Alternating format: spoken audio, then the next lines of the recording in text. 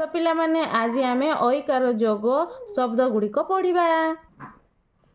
ତରୈକାର ତୈଳ, ଜରୈକାର ଜୈନ, ଦରୈକାର ଦୈବ, ଧରୈକାର ବରୈକାର ବୈଧ, ତଲବେସରୈକାର ଶୈଳ, ହରୈକାର ହୈମ, ତଲବେସରୈକାର ଶୈବ, ବରୈକାର ବୈର, ଦନ୍ତେସରୈକାର ସୈନିକ ସୈନିକା, ବରୈକାର ବୈଶାଖ ବୈଶାଖ, ବରୈକାର ବୈଠକ ବୈଠକ, କରୈକାର କୈଳା ଦନ୍ତେସ କୈଳାସ, ତଲବେସରୈକାର ଶୈବ ପୀଠ ଶୈବ ପୀଠ, ବରୈକାର ବୈତରଣୀ ବୈତରଣୀ, ଭରୈକାର ଭୈରବ, ତଲବେସରୈକାର ଶୈବାଳ, ଗରୈକାର ଗୈରିକ, ଭରୈକାର ଭୈରବ, ଦରୈକାର ଦୈବବାଣୀ, ତରୈକାର ତୈଳଦୀପ।